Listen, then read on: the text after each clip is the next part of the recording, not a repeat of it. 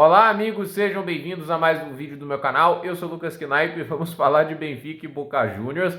Esse jogo surpreendeu muita gente, até porque o Boca Juniors chegou a abrir 2-0, hein? Quem poderia imaginar Miguel Merentiel e Rodrigo Batalha marcando os gols da equipe argentina, que parecia que ia vencer o Benfica, mas o Di Maria descontou de pênalti no final. Otamendi acabou empatando a partida para as Águias de Lisboa. E assim, né, o festival de gols de alguns ex-jogadores do Atlético, né, o Otamendi, né, o Batalha, Merentiel, ex-jogador do Palmeiras. E assim, esse tipo de jogo é o que está atrapalhando o Sporting a vender o Gyökeres muito caro, porque a imagem do campeonato português ela vai sendo arranhada nesse Mundial, né? Primeiro porque o Porto enfrenta o Palmeiras e tem muita sorte de não sair derrotado. Aí a gente pensa, porque é o pior Porto dos últimos anos, né? Eu acho um argumento meio fajuto, né? Mas fato é que assim, o Porto deu errado, mas o Benfica tá melhor, né? Lutou pelo título português, né?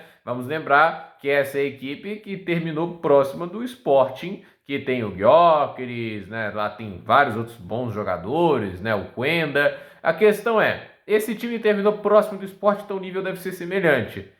2-2 contra o Boca Juniors, que é pior do que a equipe do Palmeiras, né? Talvez até melhorou em termos de organização tática, em elenco, mas nos últimos anos do Boca estavam longe de ser algo muito fantástico, né? E mesmo assim, é o Boca Juniors que em muitos momentos dominou essa partida, marcou 2 gols.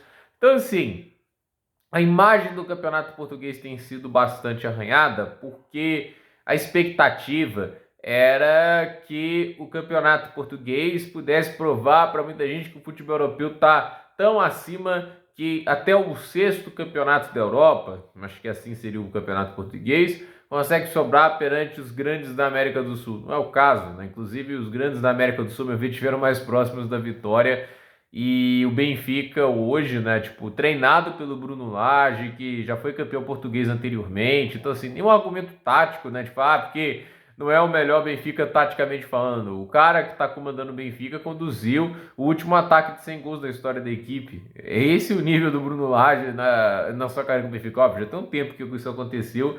Eu não acho que o Bruno Lage desaprendeu a treinar. Então, para mim, o time do Benfica hoje fez uma partida muito aquém, decepcionou muito e para mim mostrou que ele não tem capacidade de se impor perante as equipes sul-americanas. Me parece que os times portugueses vão sofrer para equipes da América do Sul e já dá para até afirmar que hoje o Brasileirão é mais forte do que o Campeonato Português. Eu não acho que isso é um exagero a gente comentar, porque, olha, eles estão tendo todas essas dificuldades contra essas equipes brasileiras. E a gente está falando de um campeonato que, assim, existem 4 equipes que assim, de muito acima do nível da média do campeonato, né? Eu coloco até o Braga nisso, né? Eu acho que o Braga ele tá até mais próximo do trio de ferro português do que dos outros times do campeonato. Mas assim, existe um abismo em nível de qualidade de elenco do Benfica, do Sporting e do Porto para os demais clubes do campeonato português.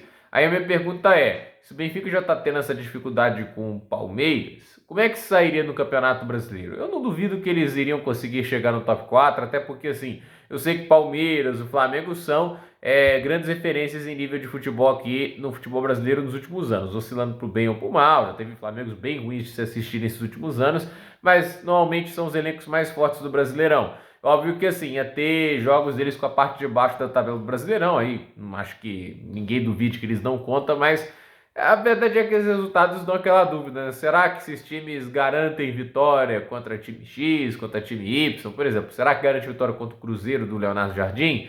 Contra o Atlético Mineiro, né, que vem agora numa sequência melhor, entende? Não dá para ter essa certeza. E quando não dá para ter essa certeza, isso já diz muito sobre a queda de qualidade do Campeonato Português, que já viveu tempos mais altos. O Campeonato Português de 2010, que tinha aquele time fantástico do Benfica do Jorge Jesus e o Porto do Vitor Pereira, eu acho que lá ninguém duvidava que eles estavam acima do nível do futebol brasileiro. Mas hoje o futebol brasileiro andou para frente nesses últimos 15 anos e não dá para se dizer o mesmo do Campeonato Português. Tem sorte de não terem saído derrotados. E a verdade é que, assim, para os europeus, por mais que eles não levem tanto a sério o Mundial de Clubes, como muita gente pensa, né?